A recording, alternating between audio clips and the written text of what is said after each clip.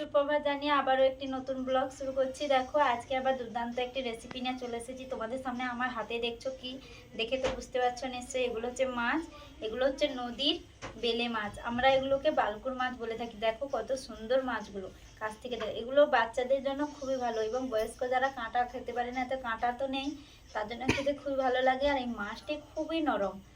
ভালো লাগলে বন্ধুরা এইভাবে ভিডিওগুলো দেখতে থাকো। ভালো লাগলে প্লিজ সবাই একটু সাবস্ক্রাইব করে চ্যানেলটিকে। দেখো তোমাদের কাছ থেকে দেখাচ্ছি কত সুন্দর মাছগুলো। দেখো নদীর টাটকা মাছ। দেখো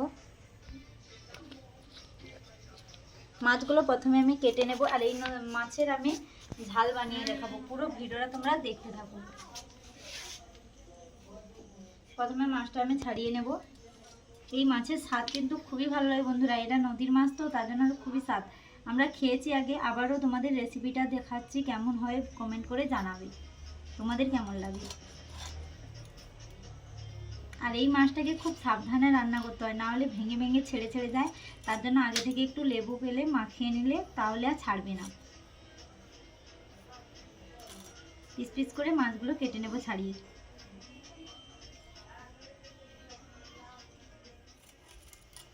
এইভাবে মাছগুলো কেটে নেব সবগুলো। দেখো আর এই মাছগুলো বানাতে কিন্তু কোনো সমস্যা নেই, মুখের দিকে কেটে নিলে পুরো এভাবে বেরিয়ে আসছে। দেখো দেখো কত সুন্দরভাবে, কোনো এদিকে কাটার কোনো দরকার নেই। দেখো এইভাবে মুখের এদিকটা কেটে নিলে তাহলে এই যে পাখনাগুলো, এগুলো কেটে নিলে খুব সহজে। আর এগুলো তো কাটা কাটা হয়েছে, এগুলো নিতে নেই, ফেলে দিতে হয় পাখনাগুলো।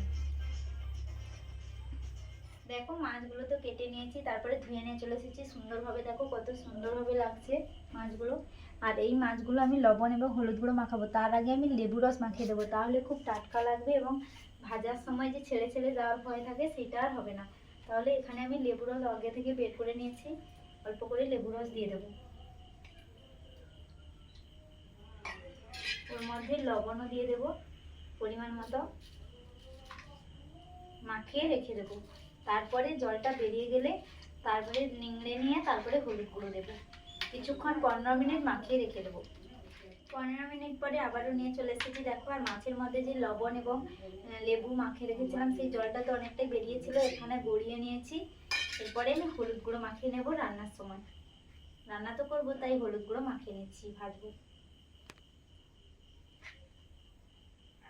ভালোভাবে। তোমরা এইভাবে লবণ এবং লেবু রস কিছুক্ষণ মাখিয়ে রেখে দেবে। দেখবে মাছগুলো, যে কোনো মাছগুলো খুব টাটকা হয়ে যায় এবং শক্ত শক্ত হয়ে গেলে ভাজার সময় কোনো অসুবিধাই করে না। আর এই মাছগুলো একটু নরম, ছেড়ে যাওয়ার ভয় থাকে বেশি, তার জন্য এগুলোতে লবণ এবং লেবু রস মাখিয়ে রেখে দিতে হবে। এরপরে ভেজে নেব। বন্ধুরা মাছ তো ভাজার জন্য হলুদ লবণ মাখিয়ে দিয়েছি, আর এখানে দেখো সাদা তেল দিয়ে দিয়েছি, ভাজবো।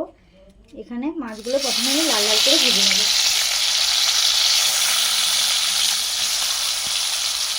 সুন্দর করে এপিট ওপিট করে ভেজে নেব প্রত্যেকটা মাছ। দেখো মাছগুলো সুন্দরভাবে তো ভেজে নিয়েছি, দেখো কত সুন্দরভাবে। আর লেবু দিয়ে রেখেছিলাম তার জন্য ভাঙে নিয়ে কত সুন্দরভাবে ভাজা হয়ে গেছে। এবারে ঝাল বানানোর জন্য মশলাগুলো নিয়েছি। দেখো এটা অল্প মশলা দিয়ে বানাবো, বাচ্চারা এবং বয়স্করা খেতে পারবে, তাই ভেবে বানাচ্ছি এই ঝোলটি। চেরা কাঁচা লঙ্কা নিয়েছি, পেঁয়াজ এবং আদা একসঙ্গে বেটে নিয়েছি, এখানে জিরে বেটে নিয়েছি, আর হলুদ গুঁড়ো, শুকনো লঙ্কা গুঁড়ো, লবণ নিয়েছি, কালো জিরে এবং রান্নার জন্য সাদা তেল নিয়েছি। আর এখানে দেখো কালো সরষে বেটে জলের মধ্যে নিয়ে নিয়েছি, ছাঁকুনিতে ছেঁকে দিয়ে দেবো। তাহলে তরকারিটা এবার তুলে নেব। এই রান্নাটা আমি খুবই অল্প তেলে করব, তার জন্য দেখো মাছ ভাজার তেলটা ছিল সেই তেলেতে তুলে দিচ্ছি। কালো জিরে প্রথমে দিয়ে দিচ্ছি ফোড়নের জন্য, চেরা কাঁচা লঙ্কা দিয়ে দেবো, পেঁয়াজ বাটা,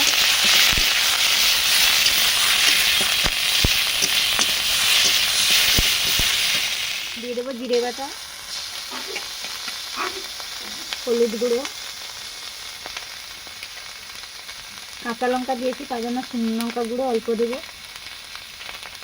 মশলাটাকে ভেজে নেবো প্রথমে ভালো করে, অল্প সামান্য তেল দিয়েই রান্নাটা করব। স্বাদ মতো লবণ দিয়ে দিচ্ছি।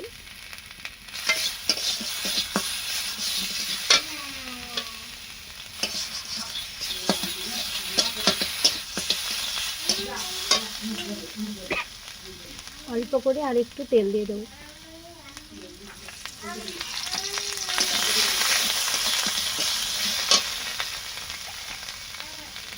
ছাঁকুনির সাহায্যে সরষে বাটার জলটা দিয়ে দেবো।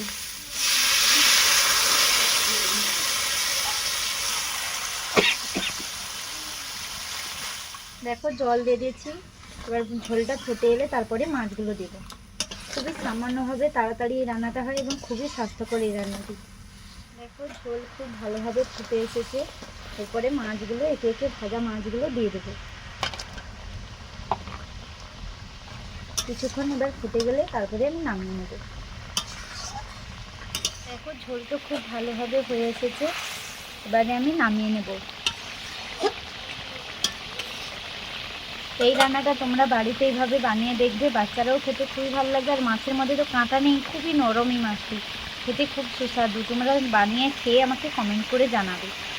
দেখো মাছের ঝোল তো হয়ে গেছে, তোমাদের কাছ থেকে দেখাচ্ছি কত সুন্দর একটা কালার হয়েছে। দেখো মাছের ঝোল তো হয়ে গেছে, তোমাদের দেখাচ্ছি। আর কেমন লাগলো ভিডিওটা তোমরা কমেন্ট করে অবশ্যই জানিও। এইটা ছোট বাচ্চা এবং বয়স্কদের জন্য খুবই একটি সুস্বাদু রান্না, তোমরা বাড়িতে এইভাবে বানিয়ে খেয়ে আমাকে কমেন্ট করে জানিও।